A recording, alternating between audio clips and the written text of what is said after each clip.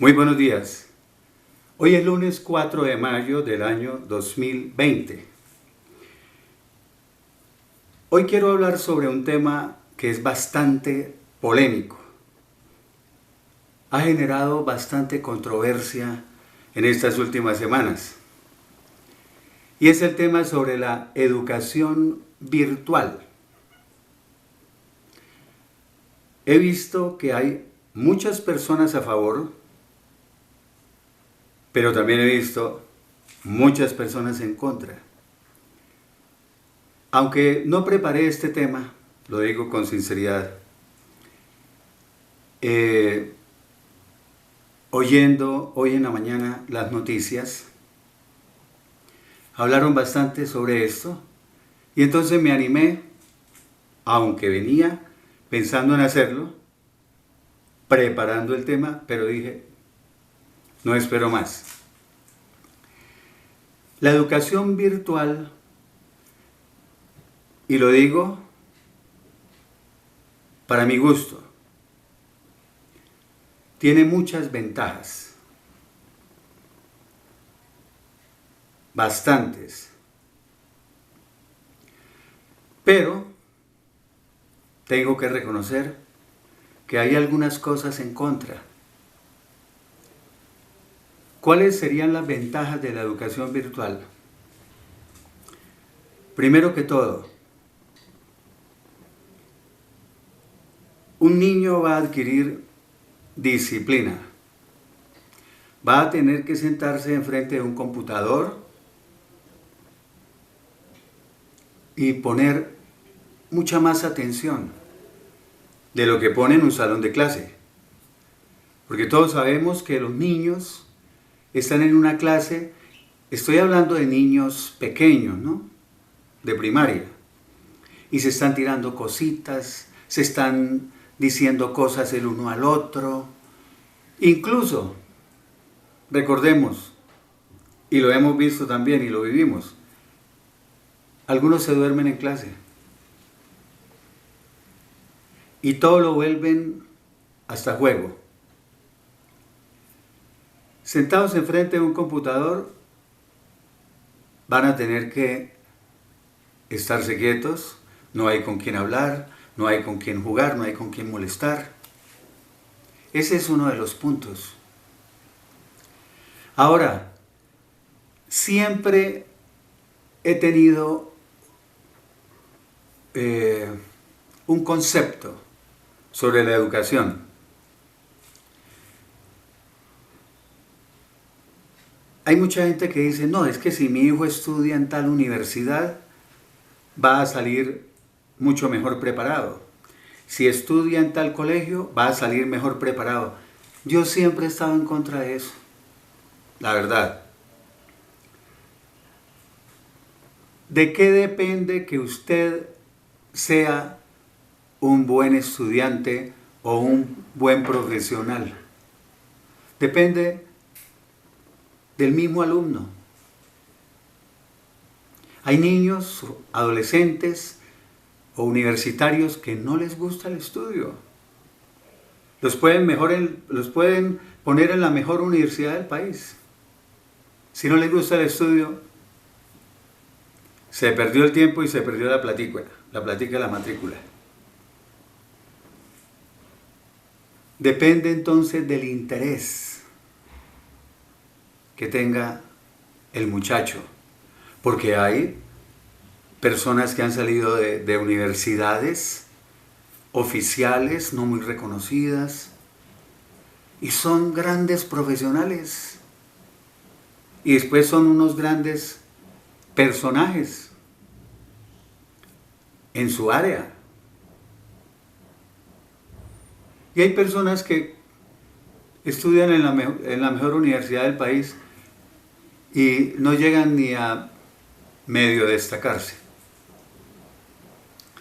Otra ventaja que yo veo, y esto no le va a gustar a los padres, es que los padres van a tener que estar presentes no todo el tiempo, por lo menos durante esta pandemia, e incluso más adelante, si esto llega a solucionarse, van a tener que estar más presentes en el aprendizaje de sus hijos. Porque es que ahora, como se volvió que la mamá sale a trabajar a las 6, 7 de la mañana, el papá también sale a la misma hora, regresan a las 10 de la noche al hogar. Ah, no, que lo cuida la vecina, lo cuida la tía, la hermana, la abuelita, lo tal. No, esa es una tarea, la de ayudar a sus hijos en los trabajos del colegio. Es una tarea de los padres. Por eso esta pandemia, una de las cosas buenas es que ha tenido a la familia reunida. Ya el papá no puede salir del trabajo a las 4 o 5 de la tarde e irse a jugar billar, a reunirse con sus amigos, a tomar cerveza y a todas las cosas. No, le toca en la casita, estar al frente de la crianza del hijo. Lo mismo las mamás. Ya no pueden salir y no, es que me voy para cine con mis amigas, que me voy a tomar un chocolatico allí en la cafetería con mis amigas y llegar a la casa tarde. Entonces, esta mañana escuché, me disculpan si estoy saltando así de tema en tema, pero yo no preparé el tema, o sea, de lo que me vaya acordando. Esta mañana escuché al señor Carlos Ballesteros en el canal Caracol de televisión, que es el presidente de la Confederación de Padres de Familia, totalmente en contra de la educación virtual. Él argumentaba que constitucionalmente estaba escrito que las clases son presenciales y no virtuales. Hombre, si yo soy el periodista que estoy ahí entrevistándolo, yo lo primero que le digo es, pero es que estamos en una crisis donde hay que hacerlo virtual. Pero yo veo que los periodistas no les dicen nada, no les contradicen nada. O no les dicen, bueno, está bien, ¿qué propone usted? Porque es que ahora todo el mundo se volvió un quejumbroso, todo el mundo sale a quejarse, pero no aportan ni un solo argumento para solucionar los problemas. Solo quejarse. No, que es que el gobierno tiene la culpa de que es de esta educación virtual y que fue una improvisación. Lógico que es una improvisación lo que se está haciendo. Entonces, hay que entender que hay una crisis y que toca aceptar la educación virtual mientras todo vuelve a la normalidad. También decía este señor Carlos Ballesteros que muchos niños, fue lo único que dijo en lo que estoy de acuerdo, que es una de las cosas que están en contra de la educación virtual y yo lo comparto, que hay muchos niños en el área rural, en los campos, en las veredas, que no tienen acceso a la tecnología, que no tienen un computador, mucho menos internet.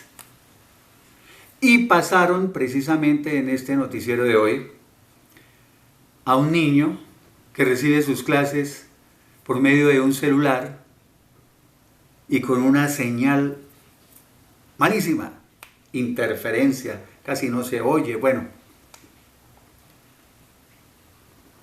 Entonces, y me imagino el gasto, ¿no?, para recargar ese celular todos los días. Entonces, en eso sí estoy de acuerdo. Esa es una de las cosas que están en contra de la educación virtual. Me da pesar, lo digo con sinceridad, me da tristeza saber que esos niños tienen esa desventaja en comparación con los niños de la ciudad.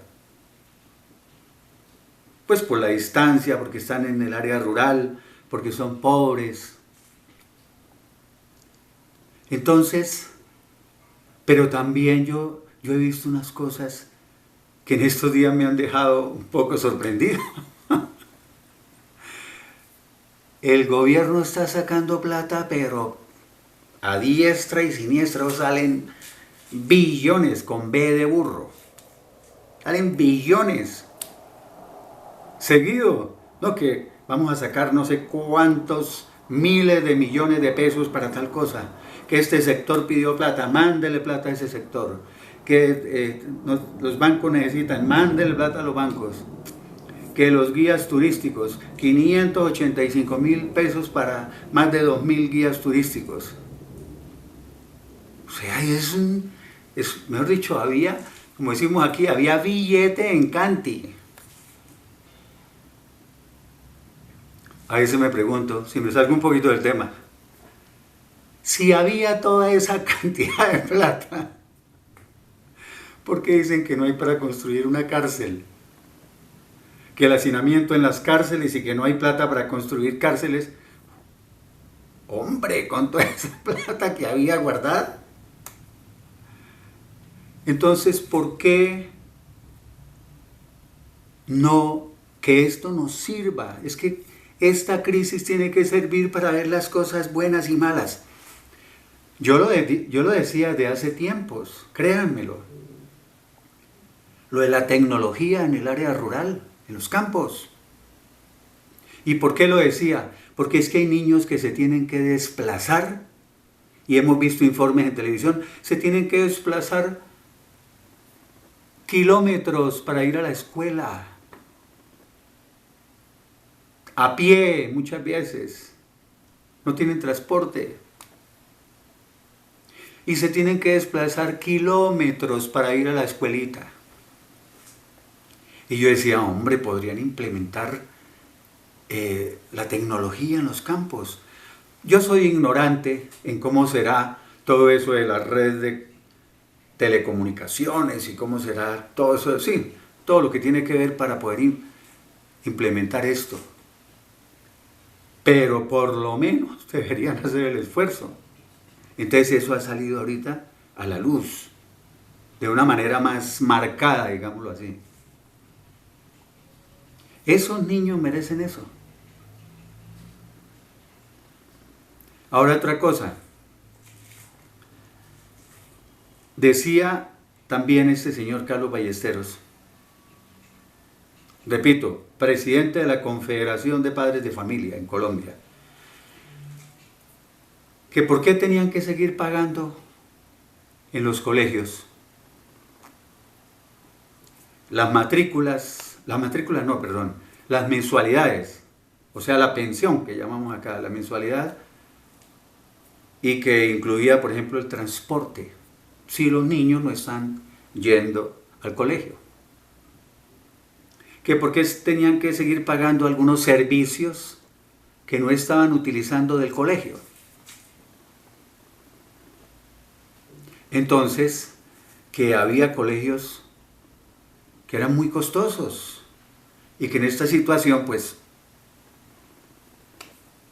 están pasando las duras y las maduras.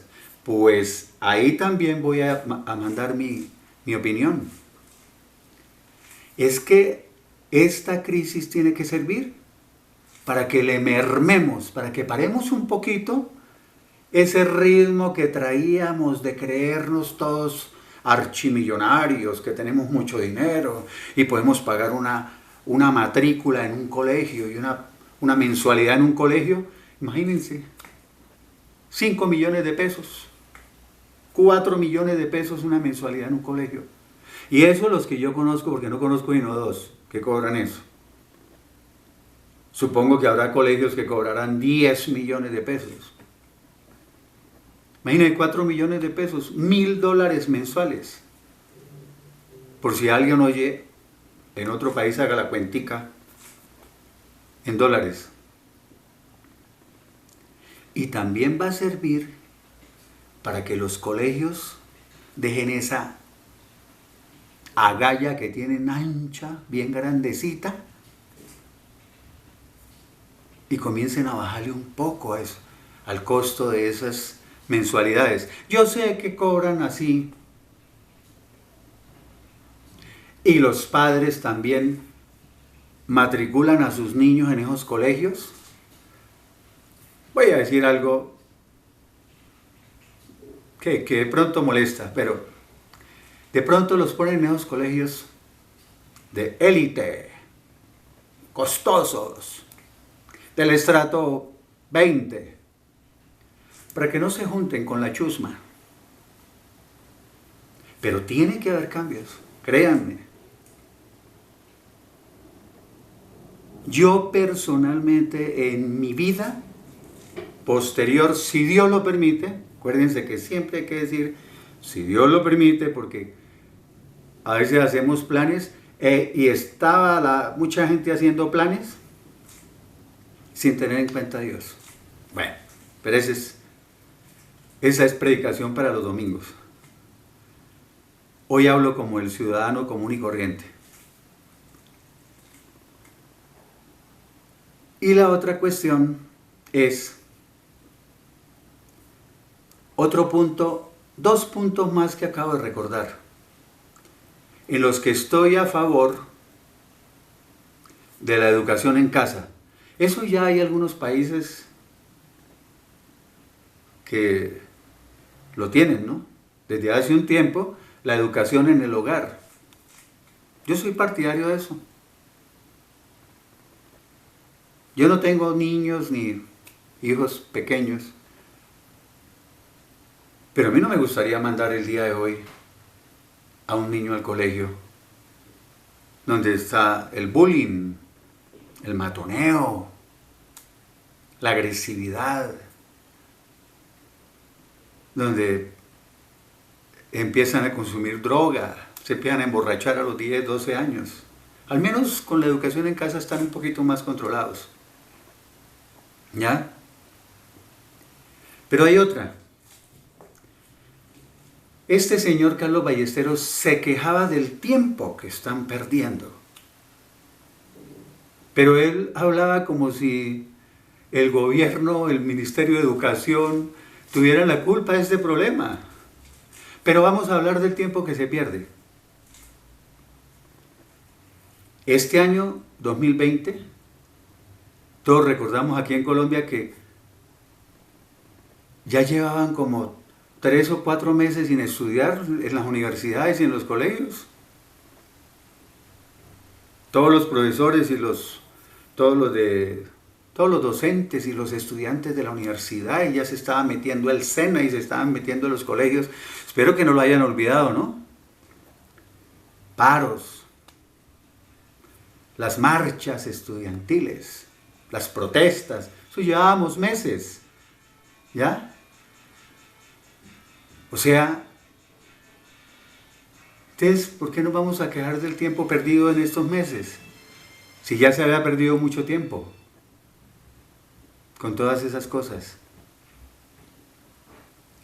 Incluso, lo digo sarcásticamente, lo digo con sarcasmo, con cierto venenito. Deben estar felices los estudiantes universitarios. Deben estar felices los docentes. ¿No querían eso? ¿Una para total? Ahí está. Ahí ya la tienen, concedido. Otra cosa,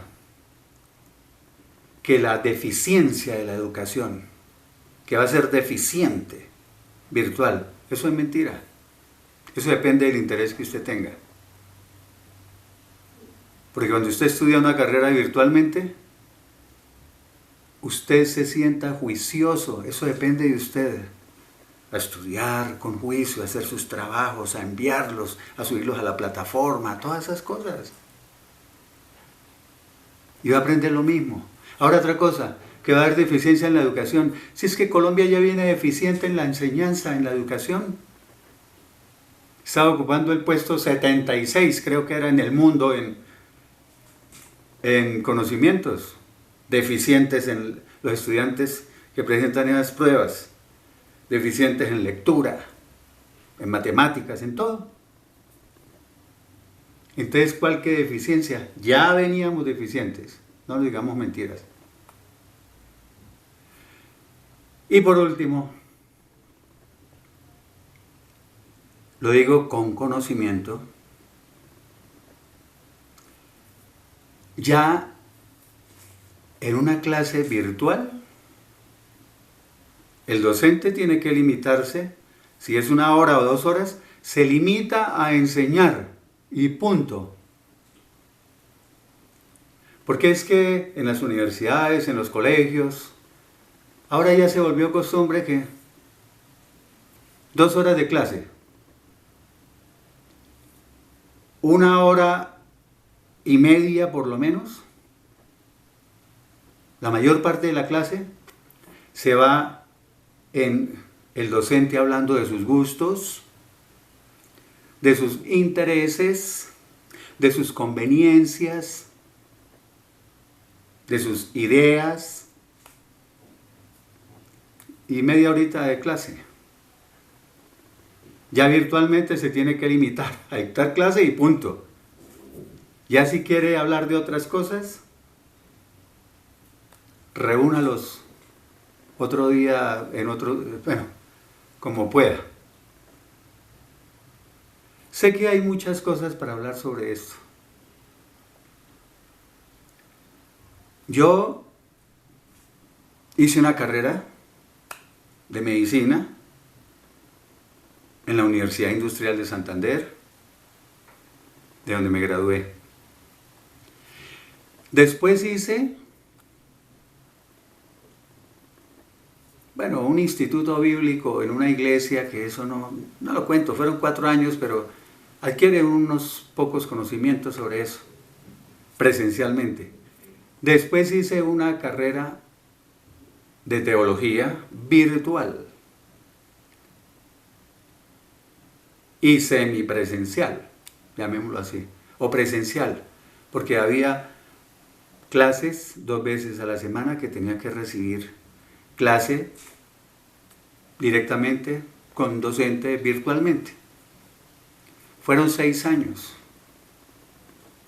Mi título está registrado aquí en el Ministerio de Educación Nacional como teólogo. A mí me encantó. Me encantó. Repito, porque tenía interés en hacerla. Dedicación. Eso exige disciplina, compromiso, que es lo que no queremos los colombianos ni tenemos. No digo todos, para que no me van a caer a darme palo, pero somos indisciplinados, bastante indisciplinados, y ese es uno de los mayores problemas. Nos veremos próximamente con otro tema controversial. Muy buen día.